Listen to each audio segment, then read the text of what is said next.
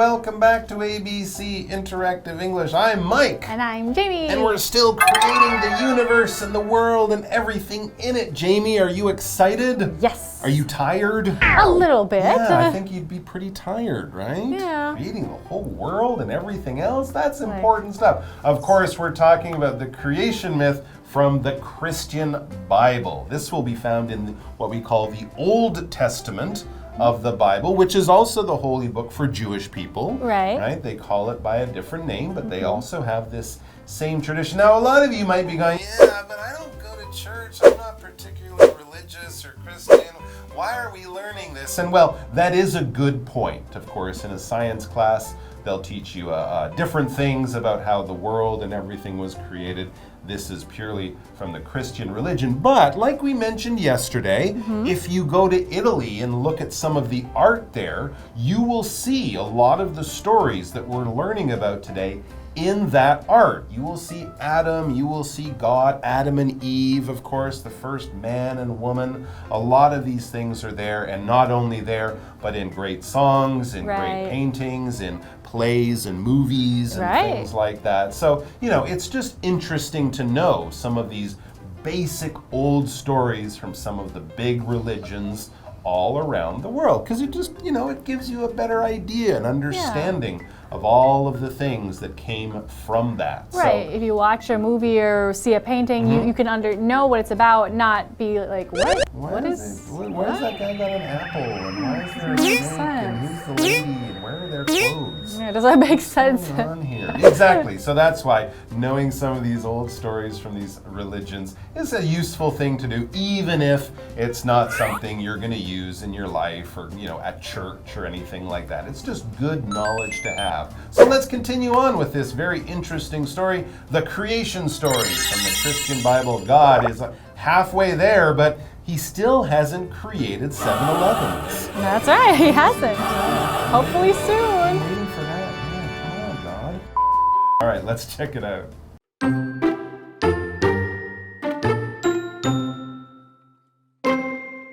God was pleased.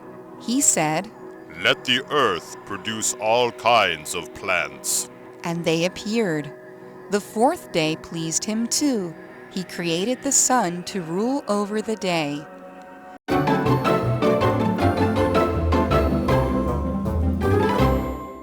All right, so yes, the creation part 2. Let's jump back into it and see what's going on, I guess this would be day 4? Right, let's see what happened. So, God was pleased. He said, "Let the earth produce all kinds of plants," and they appeared. Wow. Yeah, well, of course he's just separated the land from the seas. Right. So we have dry land, and this was something God liked. That's why it says God was pleased. When you're pleased, you're happy about something. You're in a good mood, things worked out the way you want. You're not frustrated or disappointed. You're like, all right, yeah, pretty cool. I like that. I've created the land. I've created the oceans. Good job, me. Yeah, pat on the back. Yeah, and of course now on the land he's had to create plants, which of course will produce a lot of the things that we eat. So one of the words was produce, right? So God produced the plants, as in he created the plants, he made the plants, and the plants will produce food for us to eat. Right. So produce is to make or to create, making something that you can use or consume in some way. That's true. Often in sort of a process you might repeat. Right? Yes. Factories produce things, workers produce things. All right, if you're making something just once, we might not use that word, but to produce sort of shows it's a regular function, it's a regular action of these things. And of course, as we know, plants, yes, they produce vegetables and fruit, we know that, but only some plants, but I think all plants produce oxygen. That's right, they make oxygen. It's a natural thing that they create or produce. Because plants, here we're talking about, well, it could probably be anything from grass on a field to a tree, but generally when we think of plants, trees are trees, grass is grass. We're thinking of the things kind of in the middle. Things like flowers, things like you might have in your home, a little green thing living in a pot. Maybe the plants on a farm that a farmer might produce. Plants that crops and things like that grow our tomatoes or grapes or whatever it might be. But basically green things that grow out of the earth that we water, that we give sunlight to. These are plants, but of course when we're talking in a scientific way, we might be a little more careful with what we're talking about. But generally, a plant is a green thing that grows. Green thing that grows in the ground. There you go. So the fourth day pleased him too. Oh. He created the sun to rule over the day. All right. I thought he would have created the sun earlier when he created light. Yeah, I don't know where the light came from, but it came from something else, I guess. This time. God's big flashlight. Yeah, maybe. The sun is ruling over the day. The moon rules over the night. True, very good point. And of course, we know that the sun is a giant ball of gas. It's actually a star. We would actually call the sun a star. But the sun is the star that is closest to our planet. When you look up in the daytime and you see that big orange or yellow ball up there that you really actually shouldn't look at. Don't look at it. It can hurt your eyes. That is the sun. It's a giant ball of gas that's having some crazy reaction. It's super hot, and 8 minutes after it makes light, that light travels to us and it gives us light during the daytime. That is our sun. Without the sun, there would be no life on Earth. There would be no heat. There would be no plants. There would be no us. It would really be a bad situation. All right, let's take a break and we'll be back with more about God creating, well, everything. Yeah, everything.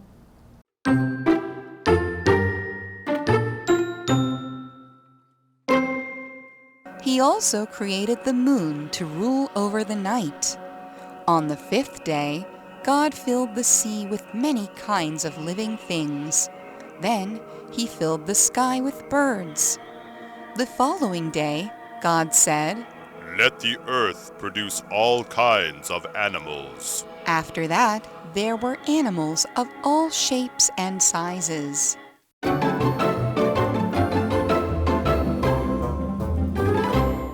All right, we are back. So God is busy. It's day 4. He's got a lot of things to do on his list there. He's already created the sun, which of course gives us light during the day. But God wasn't over. He still had some great ideas. He also, it says, created the moon to rule over the night. Yeah, the same way that you look up in the day and hey, there's the sun. You look up at night and hey, there's the moon. God created both of those on the same day. He did. He was a busy guy. Do you think he did one before lunch and one after lunch? Maybe. He took a break. I mean, the sun's pretty big. It takes a lot of time. You'd only want to start making the moon in the evening. Yeah. Right? You don't want to make the moon in the day. That's just embarrassing. Yeah, that's weird, right? So the moon is a noun, and the moon is the big round thing that we see in the sky at night. The moon revolves around the earth, just like how the earth revolves around the sun. So that is our moon. Exactly. And the moon is very close compared to the sun. And yes, famously, you know, the Apollo astronauts traveled to the moon. And I think soon some astronauts will go back to the moon. I think so. That's what I heard. So there you go. If you do want to travel out of the earth, the moon is the next closest thing to go to. We also use that word, we should mention, for any of those other planets that have small things spinning around them like the moon does around the earth. The moons of Mars or Jupiter, they would have other names, but we would call them moons. They're small objects that move around planets. All right, so then what did he do on day 5? Day 5. Day 5 already. Right. My gosh, so many things to do. On the 5th day, God filled the sea with many kinds of living things. Good idea. Then he filled the sky with birds. Really? So he went from the sea, I'll create all the whales and dolphins and sharks and fish. And then he moved to the birds. I'll create eagles and vultures and wrens and robins. Well, many types of birds. Many birds. All of these things. But of course, now we see that apart from the plants, there were no other living things until this day. When we use this adjective living, we basically mean it's alive. It has life. It's not dead, it's not in your imagination, it's not just a character from a story that you created. No, it's a real thing and it has life. It has water moving through it. Its heart is pumping. It is able to grow and live and eat and do stuff. So it's living, all right? So a lot of things, plants, animals, people, they are living. Other things like rocks, they are not living. Nope. They are not alive. So on the following day, it says the following day, that would be day, is this day 6? I think it's day 6. Oh my gosh, we're getting to the end. The following day, God said, let the earth produce all kinds of animals. Right, and after that, there were animals of all shapes and sizes. We would actually call things in the ocean and things flying, birds, those are animals. Okay. But here we mean sort of land animals. That's what we would be talking about. Lions and bears and cows and eventually people. But mostly these animals were the things we think of when we go to a zoo or when we go out to see nature and to see the things living out there in nature. And earlier we mentioned the following day. Following day. So following, in this case, is not like a person physically following, but it means following as in the next day. Right. So it's the day that is after the day before. Yeah. So the following day, or you could say the following hour, the next hour, the following moment, the following period of time. The following something means the next something. So the next day, the following month, the following year. Something after something. Yeah, it comes right after. The following TV show will be a baseball game. The following course in the dinner will be dessert. So it's the one that's coming up next. Yes. All right. So I guess since we're at the end of our story for today, it's only in the following part that we're going to see when God created people. So there you go. I guess you guys are going to have to come back and join us, because if you don't, maybe you won't be around because people haven't been created yet. So if you want to exist, you need to come back. I'm not sure that's true, but let's go with that. We'll see you find out. tomorrow. Yeah. Yes, we'll see you tomorrow. See Bye-bye. you. Bye-bye. God was pleased. He said, Let the earth produce all kinds of plants. and they appeared. The fourth day pleased him too. He created the sun to rule over the day. He also created the moon to rule over the night. On the fifth day, God filled the sea with many kinds of living things. Then he filled the sky with birds.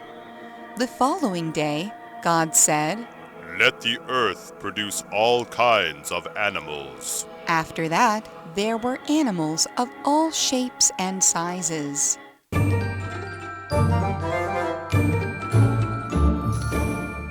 Hi， 大家好，我是 Stephanie。那我们今天一起来看单字。第一个呢是 pleased， 形容词，高兴的、满意的。The food critics were very pleased with the food they were served. 美食评论家对被招待的食物非常满意。第二个呢是 produce， 动词，生产、孕育，它可以是工厂制造、生产商品的意思。比如说 ，This factory mainly produces dairy products。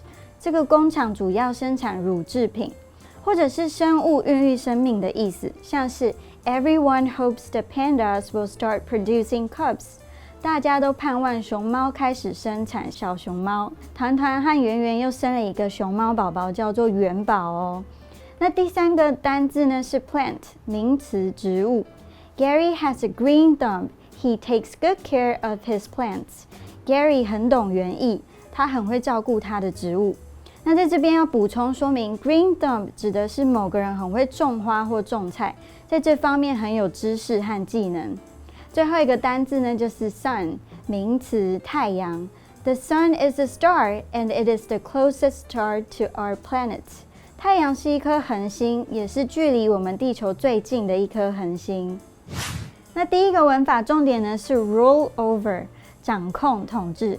Queen Elizabeth ruled over England after her father passed away. 伊丽莎白女王在她父亲过世后统治了英国。Rule 在这里就是动词，统治、治理的意思。那第二个重点呢是 fill A with B， 以 B 填满 A。Can you please fill my cup with water？ 你可以帮我把杯子装满水吗？ Fill 是动词，填满、装满。那要注意的是，它搭配的介系词呢是 with。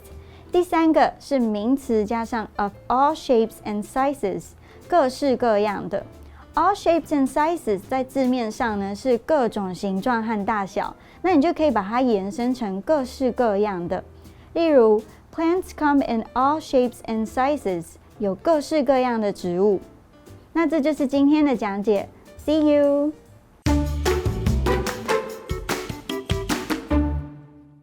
60 Stone Mountain Scenic Area in Fuli Township overlooks Taiwan's East Rift Valley.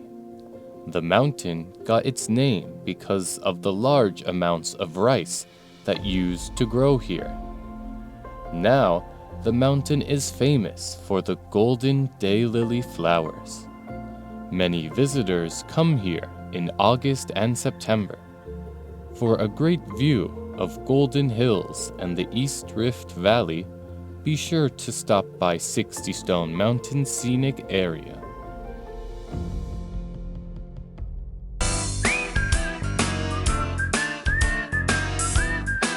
See you next time!